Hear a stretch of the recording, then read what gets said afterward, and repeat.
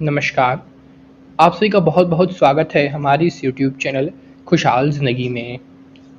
तो आज के इस वीडियो में हम लोग बात करेंगे गणेश जी की। जी हाँ, जैसा कि आप लोग अपने घर में गणेश जी की मूर्तियाँ रखते ही होंगे या कोई भी प्रतिमा या फ़ोटो आपके घर में गणेश जी की तो होगी ही। पर क्या आप लोगों को पता है कि गणेश जी की कौन-सी मूर्ति या कौन-सी चीज़ आपको हानि पहुँचा सकती है? कौन-सी प्रतिमा या फिर कोई भी उनकी चित्र जो गलत रूप से बनाया गया है, वो आपके घर में दोष और ऐसी बहुत सारी समस्याएँ ला सकता है। जी हाँ, गणेश जी को बहुत ही सही तरीके से बनाना या फिर उनकी सही तरीके की प्रतिमा ही अगर आपके घर में होगी, तभी आपके घर में उनका जो कृपा है, वो आपके घर पे आएगी। गणेश जी की कृपा अपने आप में ही अनोखी है। अगर आपको कोई भी काम शुरू करना है या अपने काम में किसी तरह का विघ्न नहीं चाहिए, तो आपको गणेश जी की कृपा चाहिए ही चाहिए। इसलिए हर कदम आपके जीवन में गणेश जी का कृपा होना बहुत ज़रूरी है। ऐसे में अगर आपकी घर में जो भी मूर्ति रखी हैं वही गलत होंगी या आपकी जो घर में जो भी प्रतिमाएँ हैं वही गणेश जी की गलत होंगी, तो बुनियादी रूप से तो आप गलती कर ही रहे हैं। तो इसीलिए आज इस वीडियो में हम आप लोगों को बताएँगे कि कौन-सी सही मूर्तियाँ या कौन-सी सही प्रतिमाएँ गणेश जी की होती हैं। ये बहुत ही क्या बताऊँ आपको मैं, बहुत ही ज़रूरी चीज़ है जो हर लोग अपने घर में देखते ही देखते हैं।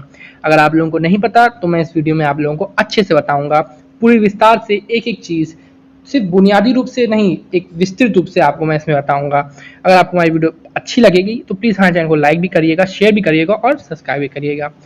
तो जब कभी भी आप श्री गणेश जी की प्रतिमा या फ़ोटो या कोई भी चीज़ अपने घर में लाते हैं या उनका घर में स्थापना करते हैं, तो उससे पूर्व आपके मन में ये सवाल ज़रूर आता होगा कि श्री गणेश जी की कौन-सी सूंड वाली मूर्ति या कौन-सी सूंड वाली प्रतिमा आपको घर में लानी चाहिए। दाईं सूंड या बाईं सूंड, ये बहुत बड़ा सवाल बन जाता है कई लोगों के मन में और इसी का आज हम जवाब दे रहे हैं। तो जैसे आप लोग जानते होंगे कि तो जो भी आप मूर्ति लाते हैं उसमें से एक मूर्ति होती है दाईं सूंड वाली और एक मूर्ति होती है बाईं सूंड वाली। तो मैं पहले आपको दाएं सूंड का मतलब समझा देता हूँ, उसमें क्या चीज़ें आपको नुकसान दे सकती हैं, क्या चीज़ें आपको थोड़ा फ़ायदा दे सकती हैं। इस चीज़ को मैं आपको थोड़ा समझा देता हूँ। देखिए, दाएं सूंड वाली जो मूर्ति होती है या जिस मूर्ति को आप जिसका जो भी आप मूर्ति ला रहे हैं, प्रतिमा ला रहे हैं, उसका जो अग्रभाव है, यानी जो भी गणेश जी का आगे का हिस्सा है, जो आगे का चेहरा है, उसमें अगर आप देखें तो उनका जो सूंड है वो दाईं ओर या दाएं दिशा की ओर, आप दाएं के हाथ की ओर आपको मिलेगी, उस तरफ उनका होगा सूंड। तो उस मूर्ति को हम दक्षिण मूर्ति या दक्षिणाभिमुखी मूर्ति भी कहते हैं। इसी मूर्ति को जो मैं आपको बता रहा हूँ, जिसका दाएं हाथ ओर उनकी सूंड होती है, अगर आप आगे से देखेंगे यानी अग्रभाव से उनको देखेंगे तो ये जो मूर्ति होती है, ये दक्षिण का अर्थ मैं आपको समझाऊं। इसका दक्षिण का अर्थ ये होता है कि ये दक्षिण दिशा या दाएं बाजू की ओर इशारा करती है। और आप लोग जानते होंगे कि दक्षिण दिशा यमलोक की दिशा होती है और ये जो दिशा होती है इसी के साथ जो दाएं बाजू की दिशा होती है, यानी तो दक्षिण तो कर ही रही है और जो दाएं बाजू जो जिस तरफ वो दाएं ओर होते हैं, तो ये सूर्य नाड़ी को भी बताती है। तो सूर्य नाड़ी जो होती है वो दाईं ओर ही होती है। तो ये जो यमलोक की दिशा का सामना कर सकता है और जिसकी सूर्य नाड़ी है, वो बहुत ही शक्तिशाली मूर्ति या कहें गणेश जी की मूर्ति होती है और बहुत तेजस्वी मूर्ति भी होती है। लेकिन इसके एक नुकसान भी आपको मैं समझा देता हूँ क्या है। अगर आप इन दोनों का अर्थ आप समझ ही गए होंगे, तो मतलब जो गणपति जी की ये मूर्ति है, ये बहुत ही जागृत होती है, बहुत ही शक्तिशाली होती है। पर अगर आप ऐसी मूर्तियों की पूजा करते हैं और पूजा पूरे अच्छी तरीके से, कर्मकांड जितने भी होते हैं उन्हें अच्छे तरीके से करते हैं, तभी इसका जो फल होगा आपको मिलेगा। यानी आप नियमों का यथार्थ पालन करते हैं, ए टू जेड जो भी होता है पूजा में नियम, उनका एक डिट्टो पालन करते हैं, तभी इसका आपको फल मिलता है। और इससे जो चीज़ें होती हैं वो मैं आपको समझाऊं, इससे सात्विकता आपके घर में पड़ती है।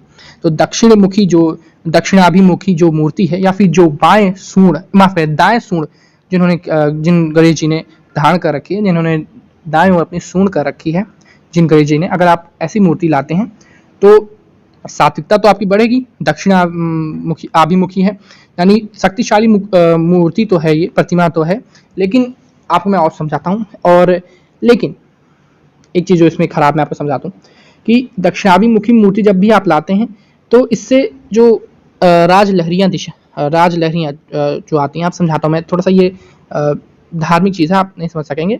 दक्षिण दिशा से जो राजलहरियाँ आती हैं ये यमलोक से आती हैं और ये पाप पुण्य का हिसाब रखती हैं। इसलिए अगर आप चीज़ें गलत तरीके से करेंगे या आप उनकी पूजा ठीक से नहीं करेंगे तो ये बहुत ही आसानी से आपसे रुष्ट हो सकते हैं।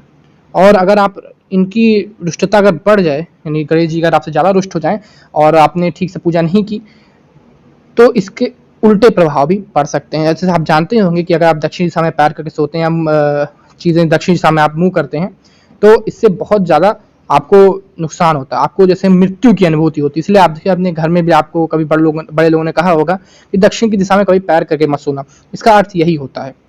इसलिए दक्षिणाभिमुखी जो मूर्ति होती है शक्तिशाली तो होती है, परंतु अगर आपके घर में कहीं भी थोड़ी सी भी चूक हो जाए तो गणेश जी रुष्ट हो जाते हैं। और इस मूर्ति की सूंड जिस दिशा में है वो एक खतरनाक दिशा होती है, आप समझते होंगे। तो इसलिए आपको बहुत ध्यान रखना है अगर आप दक्षिणाभिमुखी मूर्ति लाते हैं तो। और दूसरी जो मूर्ति मैं आपको समझा दूं वो है बाईं सूंड वाली। अब इसमें एक खासियत बहुत बड़ी है कि जो भी आप ये मूर्ति लाते हैं इसका जो अग्रभाग होता है वो बाईं ओर होता है, यानी जो भी आगे से अगर आप देखेंगे तो उनकी सूंड बाईं ओर आपको दिखेगी, लेफ्ट हैंड साइड पे। तो जो ये मूर्ति है मैं आपको समझा दूं, उसको वाममुखी मूर्ति कहते हैं। और वाम मतलब होता है बाईं या उत्तर दिशा। अब उत्तर दिशा को चंद्र नाड़ी, माफ करें, बाईं दिशा हाथ को उत्तर नाड़ी भी कहते हैं। जैसे आपने देखा वो सूर्य नाड़ी थी जो दाएं ओर थी और ये बाएं वाली जो है इसे चंद्र नाड़ी कहते हैं, माफ करें चंद्र नाड़ी कहते हैं, मेरे से गलती हो गई थी। अब ये जो होता है ये शीतलता प्रदान करती है। उत्तर दिशा आप जानते हैं आध्यात्म की दिशा होती है, बहुत ही पवित्र दिशा उत्तर दिशा को माना जाता है। इसी दिशा में ज़्यादातर आप कर्मकांड करते हैं। तो इसीलिए इस जो मूर्ति को मैं बता रहा हूँ जिन्होंने बाएं और हाथ का सूंड कर रखा है, माफ करें, तो इनकी पूजा अधिकतर लोग करते हैं। और वाम मूर्ति की ज़्यादातर लोगों के घर में पूजा होती है, क्योंकि अगर आप थोड़ी बड़ी गलती भी करते हैं तो शीतलता है इनमें, गणेश जी में शीतलता है, वो आपको माफ़ कर देंगे, आपसे जल्दी शीघ्र प्रसन्न भी हो जाएंगे। और थोड़ी त्रुटियां भी हो जाएंगी तो वो संतुष्ट रहेंगे, कोई दिक्कत नहीं, क्योंकि उनके अंदर शीतलता है। चीज़ें इस तरह की हैं। तो आपको ज़्यादातर ही आपको बाएं और सूंड वाली मूर्तियाँ आपके घर में होनी चाहिए, तो ये ज़्यादा ठीक रहेगा। क्योंकि अगर आपने एक भी चूक कहीं गलती की तो आपको नुकसान पहुंच सकता है अगर आप दाएं मूर्तियों वाली रखते हैं, दाएं माफ करें दाएं और सूंड अगर उनकी है।